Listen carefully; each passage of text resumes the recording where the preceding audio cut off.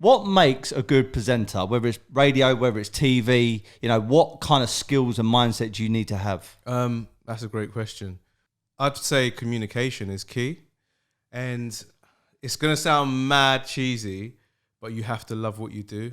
Ladies and gentlemen, welcome back to the Stephen Sully Study and also the Woodbury House channel. I've got a big guest on today, Melvin Odoom. Correct. I had to practice that a few times before we went live. Thank you, brother, for coming on. No, thanks for having me, bro. Yeah? No. So, you're known for being a comedian. Yeah. You're known for being a TV personality and also a radio presenter. That's right. Let me just jump straight into it because I know there's going to be a few things we're going to talk about. You're not wasting time, bro. So I obviously want to talk about, like how you growing up, coming into, theatre and dance and all that kind of stuff and challenges and stuff. And then also what you're doing right now. But what makes a good presenter, whether it's radio, whether it's TV, what kind of skills and mindset do you need to have? That's a great question. I'd say communication is key, and it's going to sound mad cheesy, but you have to love what you do. I think if you don't love what you do, it kind of, people know that you're faking it. One of the people that I love in this industry is Dermot O'Leary. Yeah. He's the nicest guy you will ever meet. I don't know if you know him already. And he goes out of his way to just be just such a warm person. So when he was hosting Extra Factor years ago, right? Imagine how hard that show is to present. And me and Rix just went to watch it in the crowd because I think we was on the spin-off later that day. Right. And he'd seen us through like work kind of previously before. And he was doing the show. It went to like a break. He noticed me and Rix, came up, said hello to the crowd, shook hands, went down and continued presenting. That guy, for me, is like the pinnacle when it comes to broadcasting because he's just so effortless. He makes it look natural. He seems calm. He's a calm guy. But bro, the amount of preparation that goes into doing a show like that, you have to know all the turns, know where all the cameras are. The script is intricate. It changes constantly. So for me, it's about loving what you do because if you love what you do, then you'll be focused and you'll work hard at it. It's about being honest and being a great communicator, which you're good at, which I'm good at. Because if you can communicate to people, then they'll want to hear your story and your message. Definitely. So I didn't realise this as a kid, but I wasn't very good at school. Not that in regards to I was bad. Right. It's just that I wasn't compatible with it. Looking back, I just wasn't interested in the things. Why was that? Do you know what? I don't know. Maybe because I didn't take to things very well. I was deemed as not very clever at school, but one thing I was pretty good at is physical stuff, like training. I box, I played England, played squash for England once, football, rugby.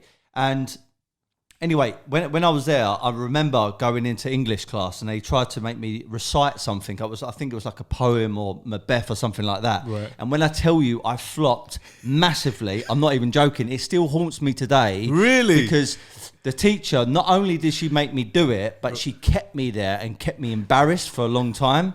Now, in some ways, it served me because when I grew older and I realised that I couldn't be in an office or I couldn't do certain things, I found sales. Mm-hmm. And the good thing about being a salesperson is the art of communication effectively. Mm-hmm. And I always said to myself, no matter what happens, I need to become effective at communicating and networking. Do you know what's mad about your story is, so Macbeth is not an easy piece of text to remember, first of all. And I say to people, it's all about practice. Like, one of my sayings is, failure to prepare is preparation for failure, right? Yeah. With sales, essentially, you're learning information and text and regurgitating that information to the person to sell your product. Exactly. Right?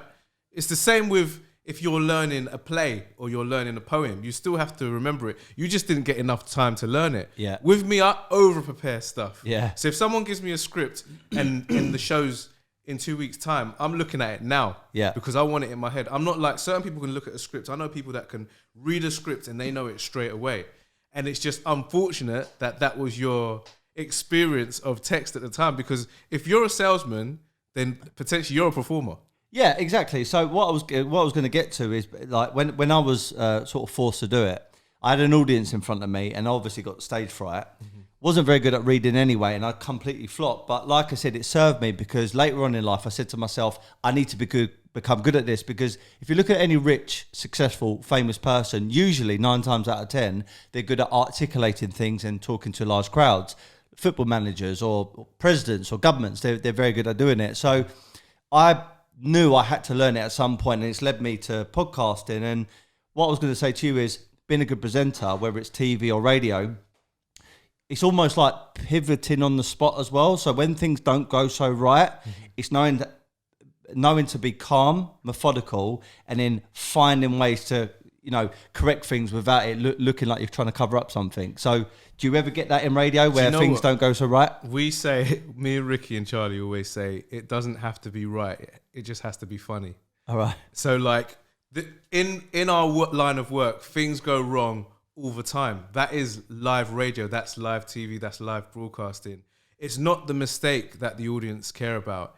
It's how you deal with the mistake. Yeah. So if I say something wrong, usually someone else in the studio, Ricky or Charlie, will jump in and be like, Melvin, and take the mickey. The audience don't go, oh, that was sounding terrible. They're like, oh, they're having a bit of banter with Melvin. Yeah. And that's the beauty of comedy for me. Yeah. You can do that and you can move things around. And the audience I always think about the audience first. So if I do something and it doesn't go the way I've wanted it to go, I just go, well, how can I still do this so the audience still appreciate it? If you always have the audience in mind, then everything will go fine. I think that's like a bit of a life for definitely business as well, because if you think as a salesperson or a business owner or as an entrepreneur, if you can put your customer, client or investor at the forefront of stuff and give them value, I think that's the number one thing. And it's same for radio, I guess. Yeah. For us, we would be nothing without our listeners, like absolutely nothing. And for me, my favorite parts of the show is when we have a caller on and they're sharing stories with us or they've got something interesting to say. That is what makes the show. And then the dynamic between me, Ricky and Charlie. I'm very proud of our show. I don't think there's anyone in the UK, I would say even the world, that has the dynamic that me, Ricky and Charlie do. We're like a family on air and we're sharing our stories. The other day I did a feature where I read out a letter from an ex live for Lolathon, which is part of Comic Relief.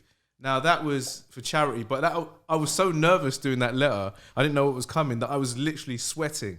That's a part of like me. That's, a real life experience with a real life person. Yeah. And there's not a lot of people who will give those parts of themselves up. So that's, I think, the beauty of what we do. I was going to say as well, from like my perspective, and I'm not on radio, but a podcast is almost like my little radio station almost, and I'm getting cool guests on and stuff. And when I started it almost 3 years ago, I never realised how many people I would be introduced to. Like, obviously, I've listened to you, I've seen you on TV, and it's mad that because of podcasting, because of things like this, being creative, you get to connect with more people. Would you say that's similar to yourself, like doing radio, doing TV, doing, comedy? It's opened up your network, and you've gone into many different things. You've dovetailed into many opportunities. Yeah, I mean, I love people. So any opportunity that I have to interact with a person, whether it's through radio, whether it's through TV, podcast, even going to my gym or just going to a club, DJing, whatever. I love people. That's probably why I enjoy traveling, because it means you just open up yourself to a brand new kind of like selection of people. But I think that's the future, man. Like, podcasts are as important as radio, as TV, because there's something quite intimate about podcasts. It's like someone listening in on a conversation. It's really, really, it's a different dynamic to anything else. Yeah. Which is why when you asked me, I was like, I have to get involved, because I always enjoy that conversation, because I don't know what's going to come out of it. Yeah. I don't know about your experiences. I don't know the stories that you're going to tell me. Yeah. And for me, is if I'm learning, the best way for me to learn is to have a conversation with someone. Definitely. So for me, this is just a conversation with you. Yeah. Do you know what I mean? And so I'm going to learn something else about you once I come out of it. So a guy called Rob Moore has got a podcast called The Disruptive Entrepreneur. He's got a few. He's probably got a lot more than I previously thought. I think at the time, a couple of years ago, he had like 2.7 million subscribers. Wow. He's doing really, really well. He's got a huge property company as well called Progressive Property. Anyway, he approached me one day when I was at one of his property seminars, and we got talking, and he said, what is it you do, and everything else. And as I was walking away from him, we went, you know what, you'd be good at podcasting. I went, really? And he was like, yeah, listen, part of me thought and still thinks, oh, maybe he was trying to kind of guide me into one of his courses. But then at the same time, I thought, well, what happens if he's right? Yeah. And I've got to say, I'm so thankful to him because, you know, without that bit of guidance, I might not have taken that step. So, question I wanted to ask you, did you know as a young kid that you wanted to go down a similar route to this? Right. Or did you have other plans in mind? Honestly, I wanted to be a singer and dancer. Then realised that I can't sing. So presenting became like the next best thing. So I wasn't serious about presenting until I got to uni, I would say. All I knew was I liked performing and I liked making people smile and I liked making people happy. So as a kid, right? So imagine I'm from like this big family from West Africa, Ghana. And I remember being at like a family party, like all my cousins are upstairs playing computer games. And I just started doing impressions of like, I don't know, Chris Eubank and all sorts, telling jokes. Can I hear a Chris Eubank one? It probably sounds something. It's something like that. It was that kind of vibe. But That's pretty bang on. Well, that's how I used to do it. And I was just like, no, I can't remember what I used to say, but I remember my cousins just like laughing their head off and stuff like that. And I was like, I like that feeling. So when I got to uni, I met Ricky and he went to Brit School and he was doing like everything in radio. He knew how to use the desk. He knew how to edit, all this stuff. And so I did like a minor in radio. And then we started doing like Luton FM, which is like their local RSL, like radio station. And that's when I was like, actually, this radio stuff's pretty cool. And then while all that was going on, I was working in retail. And I used to turn on and listen to Trevor Nelson. Oh, he was a wicked. He's like legend MTV, to us. like MTV, the tunes, He used to do Rhythm Nation on the weekends on Radio 1. And I just remember thinking... And he was very smooth, had that very, like, radio voice, you know, like very soothing and cool, very articulate. Cool. And the thing that I loved about Trevor was he had like mad passion for the music. Like he knew every artist and he knew all these cool stories and he always played like the newest music. And I thought, I could do that. I think I could do that. And I used to also watch Richard Blackwood on MTV. Well, another cool dude. Amazing dude. Yeah, and funny. Funny. And a good rapper. And I used to go and watch him at, do you remember Hackney Empire? No, I don't know. It's round near the boxing place where you'll know in Bethnal Green. Right. So round the corner from there is this place called Hackney Empire, and it's renowned for like black comedians. So I remember going to see Richard Blackwood and Junior Asheray at this place, and just thinking like these guys are smashing it. So I used to really enjoy Trevor and Richard, and I used to think I'm sure I can do that. If I work hard, I can do that. So went to uni, did a degree, came out, didn't get a job in media. And I started working with kids. I started teaching drama and dance in East London. So I worked at Tower Hamlets College, then worked for a youth centre called the Froud Centre.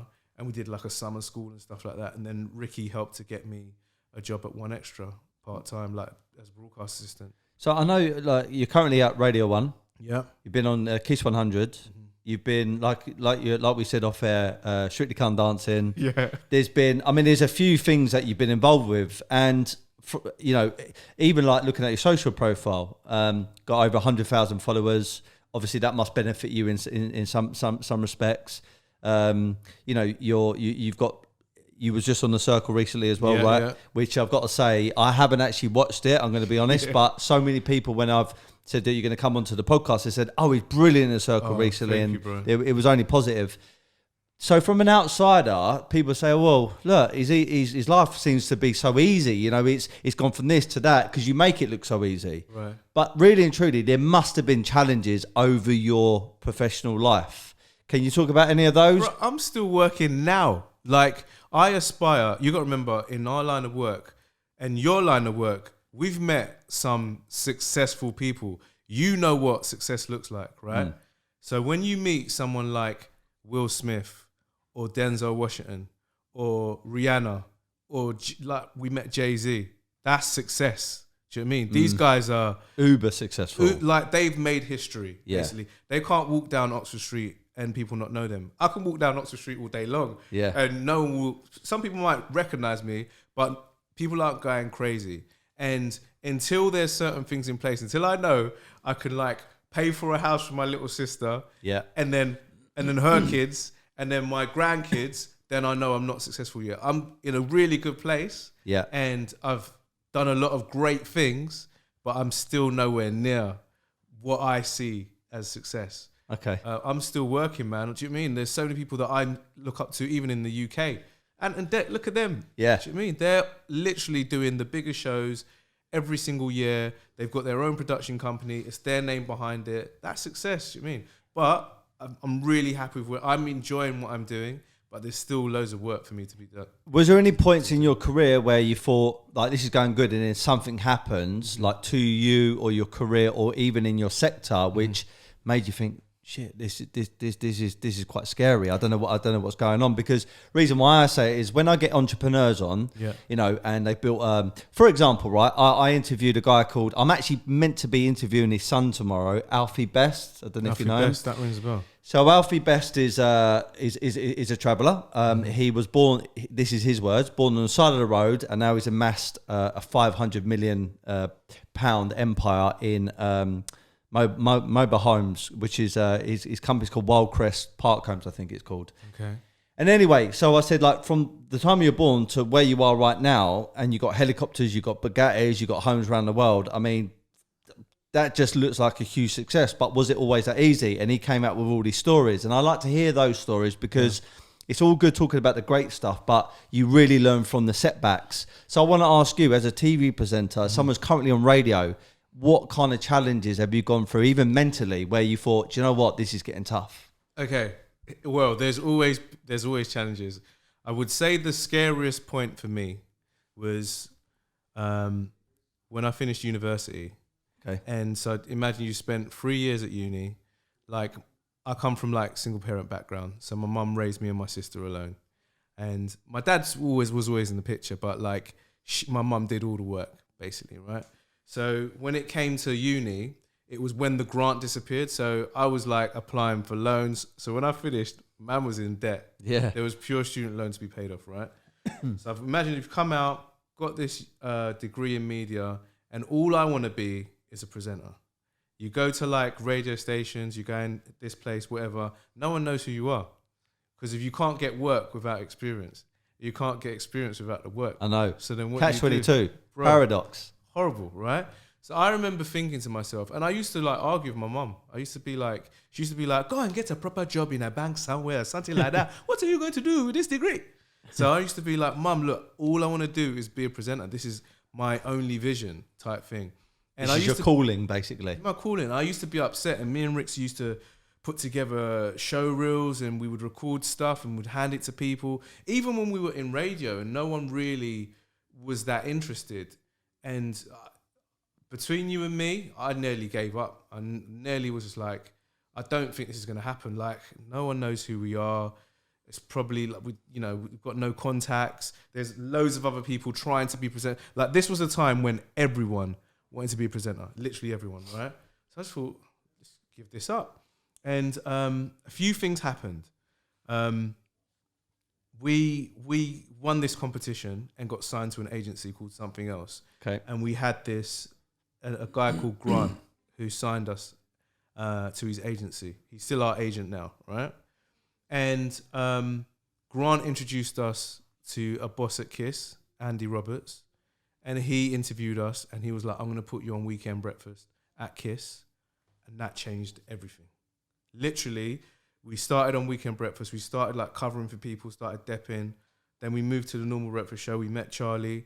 That show just blew up. Like, people just really engaged with it in a mad way. Ricky went off, started working for MTV. He was like the face of MTV News. I was doing stuff for Kids TV. Charlie was smashing it with a production. Everything just got bigger, and we got bigger together. I started doing stuff for Extra Factor, like you said, Strictly. All these other things just started happening, but it didn't happen until that moment. If we didn't go to KISS, and I was at that time, I never thought KISS would sign like two young guys like me and Ricky to be on their station. I just didn't see it. But as soon as we were there, we loved it. But if it wasn't for that moment, I would have given up. I would have given up because, like you said, without experience, you can't get the work, but you can't get the work without the experience. So it's like, what do you do? And I was broke. I was still living at my mum's.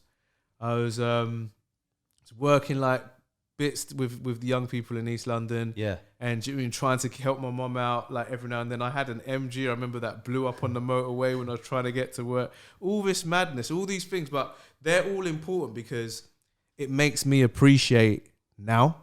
I remember that because we didn't come out of uni and start presenting straight away. Yeah. People think, oh, yeah, you guys were just presenting on radio straight. No, we would grind. Like Ricky literally worked for everyone, for Choice, for Kiss, for Radio 1. He worked literally everywhere. And then he brought me in. And then I started doing stuff behind the scenes. It took ages. So because of that hustle, you appreciate now. So if sometimes it's busy, bruv, sometimes it's busy. Last year was the first year I have not DJ'd. Like, it's mad. We used to have certain weekends where we'd do a Friday, a Saturday, and maybe a bank holiday Sunday. Like, that's how mad it was. Yeah. So for me to not DJ for a year is crazy. That's why I'm blessed to be doing radio. Radio has kept me going. Like, it's kept me going, like, mentally and financially. It's crazy. Then my TV stuff, for some strange reason, has been even busier. The TV industry's really dealt with the pandemic really well. They're really careful in the way that they test, in the way they social distance and stuff like that. Yeah. And so that's been able to still continue. But yeah, the whole DJing thing, like, and DJing for me is also therapy. Like, I enjoy it. Yeah. That's the one thing where, because with TV and radio, although you're still engaging and it's still a lot of fun, you can't really connect with them. You can't see them. Yeah. When I go to a club with Ricks and we drop a tune and the crowd go mad, there's no better feeling. It's the closest thing for me to being an artist. Yeah. It's the closest thing. If I drop a tune and the whole place goes mad, New Year's, when we powerful. Oh, God. Yeah. It's a madness. So that's what I love. So for me not to be able to do that, that's why I started trying to do those Instagram lives for a little bit, because that was like the closest thing to me trying to DJ and please an audience. But nothing beats. So I can't wait for the clubs to open again. It's stuff like that, which was, it's hard. It's hard. On that note, then, about DJing, where is some of the best places you've ever DJed, like around the world? It's gonna sound mad to you, or probably cheesy, but it's just places that have made me happy. Ibiza we've played at before, and that was a lot of fun. I love it there. Marbella. I got married there last year. Did you? Yeah, a place called Amante. Oh, is it? Yes. Where's that? So I'm not very good with like articulating like the areas, but it's a restaurant. All I know is it's apparently Messi's favourite restaurant. It's amazing. Amante means in Spanish lover. Okay, and easy. It was incredible, man. If you ever go back to Ibiza, which you probably will, Amante, it's absolutely sensational. Do you know what the beauty of Ibiza is? I thought it was a party island just for partying. Me too. And I've got a few friends there. Like, I've got a friend who has an apartment there, and she was like, Melvin, there's so much more. Like, you can go to like a yoga retreat. There's just amazing restaurants in the middle of nowhere. There's incredible hotels. There's places to shop. I didn't know that. I just didn't until I really started to look. It's such a small place. Very spiritual over there, you know? Yeah, it is a beautiful place. So yeah, I'd definitely say Ibiza. Marbella for me is, we've just had amazing times, like really good times. I didn't DJ there, but we hosted there for the MTV EMAs, was Berlin, Germany. I really loved that place. But yeah, Marbella and Ibiza, you can't beat those spots, man. Yeah. And the UK, bruv, like the UK, we've had some great parties here. You got anything lined up as we sort of slowly but surely come out this lockdown situation? Nothing DJ-wise confirmed yet, just because we just don't know what the rules are. Okay. I've got Bridge Bar, which you guys are welcome to come down to. In Beckenham. In Beckenham. Yeah. Always a classic. Yeah. But I think we've got a few abroad, but we don't know what's happening in terms of visas, in terms of Brexit, in terms of whether because if we've got a quarantine for like 2 weeks, it defeats the object, because it means we can't do our radio show. Yeah. So I can't confirm anything just yet. Yeah, fair enough. So going back to like the duo between you and Ricky, you mentioned earlier, because I was going to kind of say it, but you know, Ant and Deck and stuff. Yeah. You know, sometimes I think, because it's like me and my business partner, right? I know myself, and I know I couldn't run a business or be in business or try and develop a brand on my own. I couldn't, because I haven't got the personality for it. I've got the want to do it, but I haven't got all the skill set or even maybe the education in some respects to do it. Whereas when I've got someone like Joe there, we bounce off each other, and we really, I believe we play off each other pretty well. But then I know other people who are like entrepreneurs and they're like lone wolves. They go off and they just do shit themselves. Would you say like sometimes when you're presenting on your own, or when you're as a duo, which would you prefer? Do you know what I always say is, if I get to present with Ricky, it's always more fun. Okay. Because it's like I'm doing it with a mate and I'm sharing the load. And for me, it's easier if I've got someone to bounce off. It's like a tennis match. Yeah, like I find it so mad when I go to work and I see like my colleagues doing shows by themselves. I'm like, I can't think of anything worse than doing a show alone. And so I'm so lucky to have like Ricky and Charlie to bounce off, because that's what I enjoy doing. We're both capable of doing stuff alone. Like Ricky does a lot of sports stuff and he's done like loads of docs for BBC Three. And I used to do like loads for kids TV, and I did Lego Masters for Channel 4, and I did that alone. But it's just fun with Ricks. I don't know what it is. He's my brother, do you know what I mean? So it was always a lot more fun. That's good stuff. I wanted to ask you this question. I've asked a few people this. I'm 35 years of age, and I believe on my homework you're 40. Correct. Okay. July, your birthday? Correct. Okay. I expect a present. Definitely, mate. So I was going to ask you this. So I'm in a category of age where I'm obviously in life now, which is very much social media. But I also am old enough to know life when social media wasn't really a thing. It's a blessing and a curse, in my opinion. I think it's a blessing because you can connect with people. I think it's a blessing because you can develop a brand online. You can keep your overhead fairly low and scale up online. And there's so many different things you can do with it. The downside, we've definitely seen some downsides in Corona where I think there's been a lot more mental health issues. And I think sometimes that maybe a younger demographic are looking at other people and thinking, oh, they've got this, or they're that person, or they're going to this place, and they feel like they need to compare themselves to them. I've got my take on it, but I wanted to see your take on it. Like, how has it helped you, social media, but can you see some of the downsides to it? Have you ever recognised some of the downsides to it as well? That's a great question, man. You know what? I was watching an interview with will.i.am a little while ago, and he was talking about mobile technology. And he said that as human beings, we forget that our phones are a tool. You don't go to fix a car with a spanner and let that spanner rule your life. But there's so many people now, if they forget their phone or they break their phone. I broke my phone last year, and I've started crying because I thought I've lost pictures of my niece. I've lost pictures of like my family. I've lost all my notes from my show, like all these like ideas that I had because it didn't back up properly. Yeah. And I was like, why have I allowed this device to rule how I, like my emotions and how I feel? And I think if you remember that it's a tool, then you're good. Yeah. Because there are some beautiful things about social media. Like there was a story I read the other day of this delivery driver, right? He went to drop off a package and this little boy ran out, this little kid, and he had this beat up skateboard and he gave it to the postman. He said, give this to Steve Hawking. Okay. The skateboarder. He goes, say it's from me. And like the delivery driver was like, okay. Then the mum kind of ran out and winked and she was like, just pretend like you're taking it. So the delivery driver was like, well, I don't know Stephen Hawking. So is it Stephen Hawk? Stephen Hawk? Stephen Hawk. Stephen Hawk, right? Yeah. So or Tony Hawk. Tony Hawk.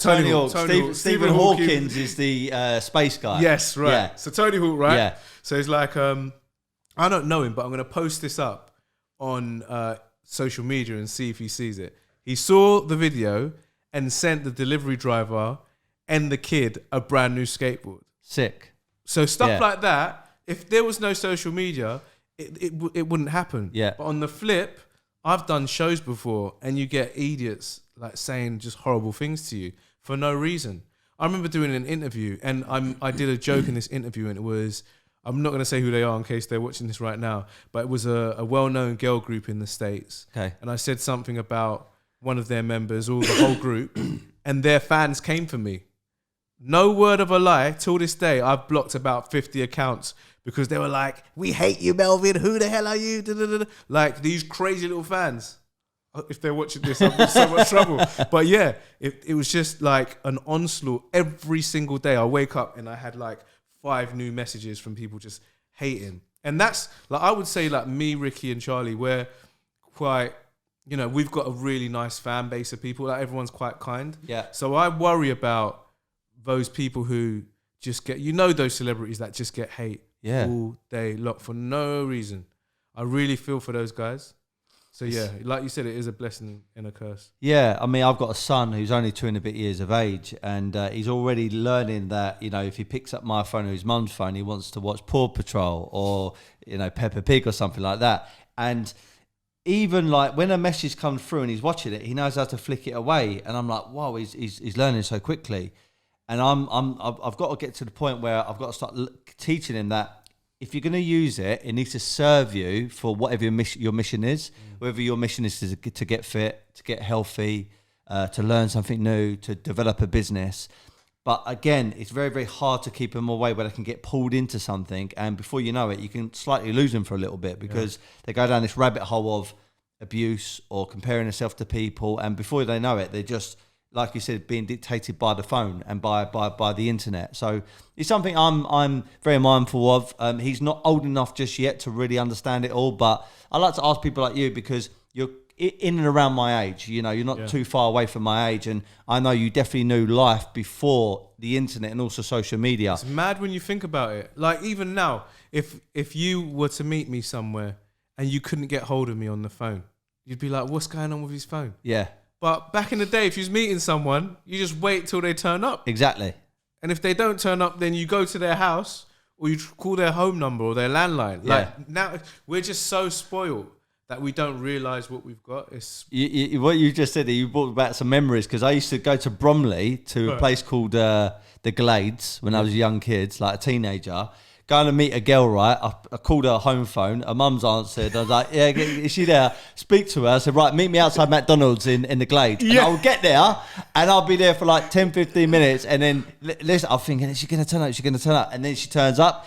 And in a weird way, you kind of know that she's into you. She's turned up. It's true. Yeah. Because there was no mobile, there was no social media. You couldn't catch her on anything else. You had to go to a telephone box and call the house and see make if she the was effort there. to be there. Yeah, it's true. Yeah. We sound so old, bro. I know. I feel old. So your own goals then. So obviously you're a very, very busy man. I know you've got to go to radio after this. What time you got to be there? So we got to be there about 7 o'clock. Okay, cool. All right. I won't keep you for too much longer. What time is it now? 6:15. Okay, cool. So your goals, your aspirations, your vision for the future. You're still a young man. So what have you got, down the line for over the next 5, 10, 15 years? I would just say, and it sounds really strange to say this, but more of the same. Because I'm really happy. Like, for me, there's no bigger place than Radio 1 when it comes to broadcasting on radio. Like, that's the pinnacle. People in the States tune into Radio 1. Yeah. And respect it. And I think as a broadcaster, it's just an amazing place to be. I'm in a building with absolute legends. People like Annie Mac, people like Nick Grimshaw, Greg James. Like, these guys are sick broadcasters. Do you know what I mean? Like, and we're in the same building as these guys. For me, that's an honor. I'd love to create my own TV idea.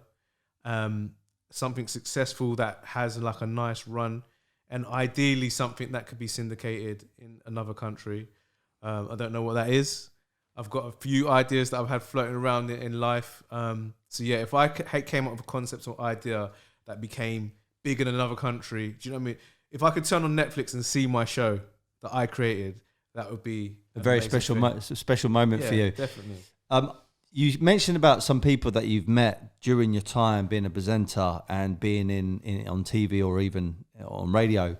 Jay-Z being one of them, Rihanna. I mean, these are elite people in my eyes anyway. Who is the one or a few people that you've ever met that you thought, you know what, that person's really motivated me, they've inspired me, they've educated me, they've really given me something where I need to push on with my life now? Is anyone that you've ever come across you thought, that person is absolutely powerful? Apart from you, of course. Thank you. It's got to be, I say this all the time, Will Smith. Yeah? Will Smith. Oh, he is a legend. Bro, the thing about him, he goes out of his way to be a good person, to be a good interview.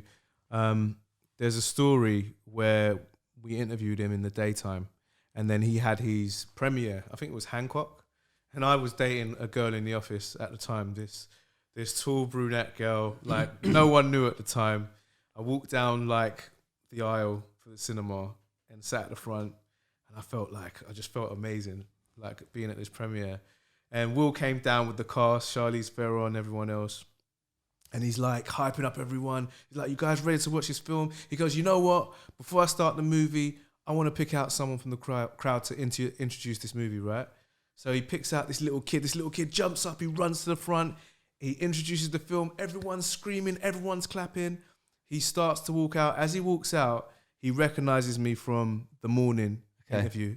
He walks up to me, shakes my hand, walks out. Everyone's like, how you know Will Smith? I'm like, don't worry about that. Me and Will are like this.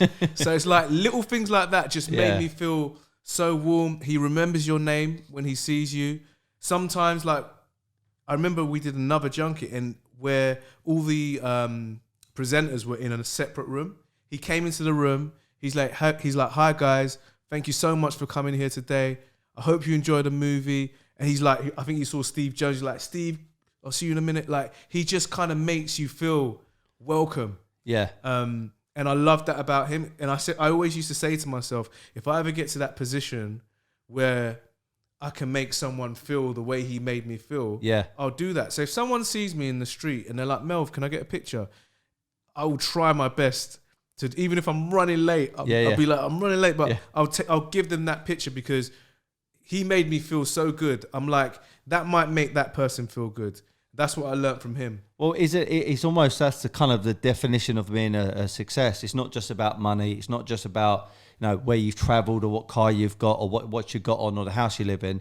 It really is about how you make other people feel. Yeah. People don't always remember what you said, but they always remember how you made them feel. And, I hope with the podcast that I put out, whoever I interview or any content I put out there, I want them to come away from it and go, you know what, I felt like I've learned something there, or I really feel that, I understand what he's talking about. That's my main purpose with the podcasting, and to try and inspire the younger demographic. Because going back to when I was at school, I didn't enjoy maths, I didn't enjoy science, I didn't enjoy English. I just felt like it wasn't compatible to me. But had there been podcasts, I could have tuned into a podcast, I could have listened to someone and go, wow, that person's really making me feel good. I can really understand kind of a direction I can go down. And that's kind of my goal with the podcasting. So I guess meeting people like that is, you were the same as me, bro. Like, I hated maths. I had to do extra classes to even pass my GCSE.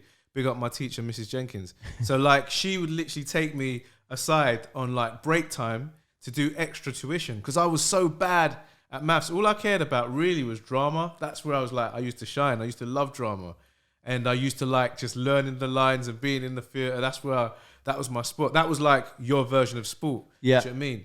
So, I found it hard. And the weird thing is, there's so much you learn at school that doesn't help you in life. I always if I was to open a school, I would have a course where you learn how to buy a house. Yeah. That was one of the hardest things for me. Yeah. I didn't know what stamp duty was. I didn't know what council tax was. I didn't know I needed a solicitor. All these things.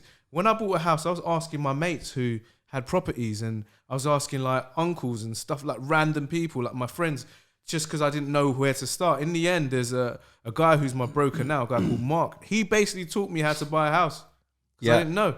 That's what they should be teaching kids at school. They should be teaching them how to do their own taxes and buy a property. Definitely. That's what's going to help you. Definitely. Not Pythagoras theorem. That didn't help me. I never use that again. Or algebra or something like that. None of that stuff. I've never used it. If you want to be a scientist or astronaut, then cool, I get it. Or a doctor, I get it. But there's things in life that you should learn, that you should know, which you don't learn at school. And I think those are the important things. Yeah, I definitely second that. I mean, one of my later on missions in life, I do a bit of boxing. I think I mentioned to you last time, hence the black eyes I got from the sparring. Oh, mate. I'm meant to be getting out of the way of the punches, and I seem to weather them. But anyway, I my first boxing club was called Bromley and Downham. It's actually Bromley and Downham Youth because it's a boxing club as well as a youth club. And the good thing about it is it brings the kids off the streets. In Catford, Downham, Lewisham, it has been known over certain times that there has been drugs, there's been gangs, there's been knife crimes there, and definitely what the boxing community has done is abolish a lot of it.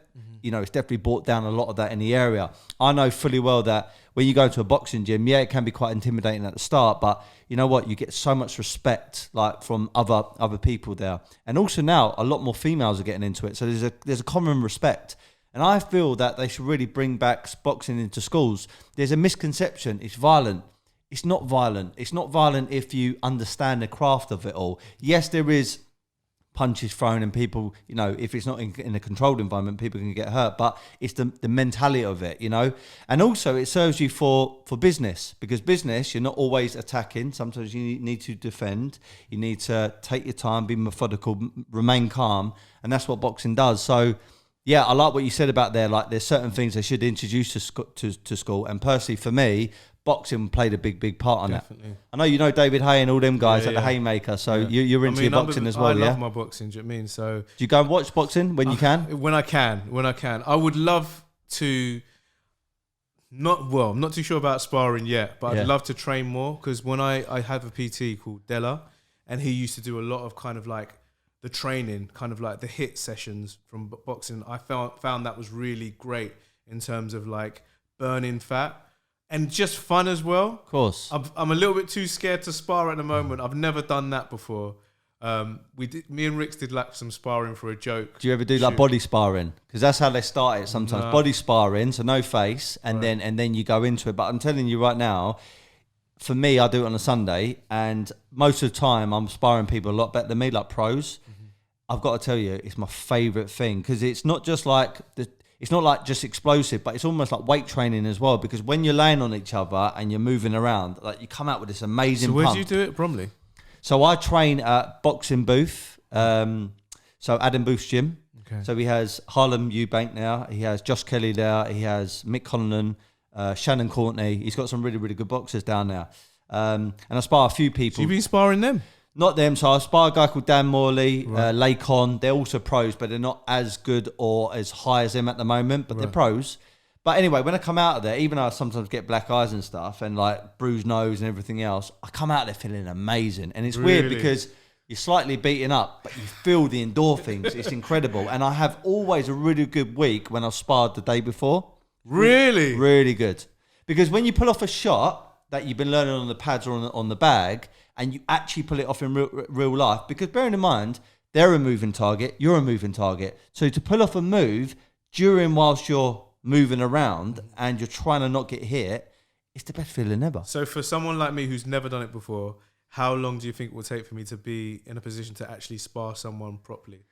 I honestly think that if you're fairly fit and you've had a little bit of boxing experience, you just throw yourself in there. Because the thing is, people pull it off all the time. You know, they pull it, they go, I'll get a bit fitter or I'll get a bit better. No, just do it. Just get in there and do it. Because the only way really to learn fighting or boxing or sparring is by doing it. As long as you've got someone at the other end who's never going to take the piss, like a pro and say, I'm going to bash this person up, then you're fine. If you go to a proper good gym where they're respectful, then they won't ever do that. Like I get it. I sometimes get. So I had Bradley Skeet on my podcast. He was British champion, and part of my podcast was we spar, and then I talk about the spar. Afterwards. And and look, listen. If he would have turned on the tap, he could have wiped the floor with me. Right. But obviously he didn't.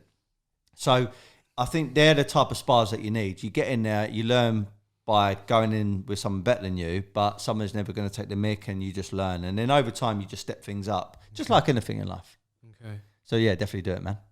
You'll be my first. Yeah, I'd love to. You have to go easy. I'm going to be honest. Okay. I would love to. Am I tall enough?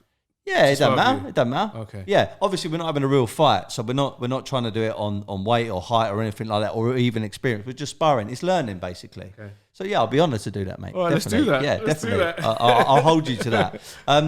Thank you very much for spending time in here. I've got one or two more things to ask you, and that's it. So, where can people find you if you want them to follow you? I'm on everything on social media, so everything is Melvin Odoom. Cool. Because there's only one Melvin Odoom until a guy a few years ago used my name but didn't want to use my face. Oh, right. And refuses to not use my name. But yeah, everything is Melvin Odoom on Instagram, on Twitter, on Facebook. I'm there. Good stuff. Do you know, like you mentioned about like fame a little bit there. You mentioned that you're not like famous like I don't know Rihanna or Jay-Z or someone like that because they can't even walk down the street. But you know, like when people recognise you, how does that make you feel? Like, is it a buzz?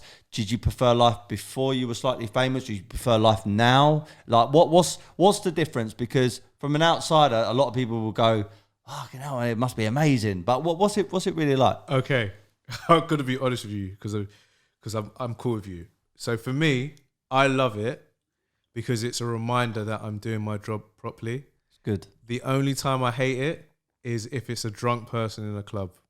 Then it's a nightmare. And they're waffling in your ear. It's a nightmare. You can't get them away. It's like the hardest thing ever. But other than that, if someone comes up to me in the street or on public transport or on holiday, on a plane, wherever, it's the nicest thing ever because I have seen people get abuse from the public. Like first, I've seen it before.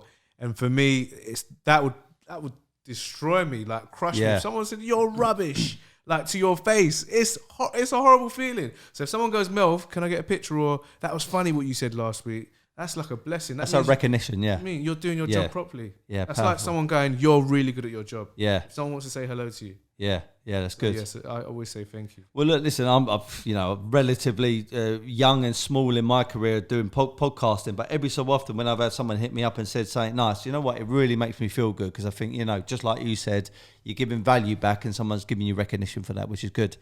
Right, last thing. I've got a quote. Yeah. And this quote, this mantra, this saying, catchphrase, if you want to call it that, I developed when I got into sales, when I run my own sales company for the first time. Sales is about the transfer of enthusiasm. And the only way that people can become enthusiastic towards their career, their job, or life is knowing their goals and their vision. So I try to make something which embodies that. And it goes something like this. Be happy, but never content.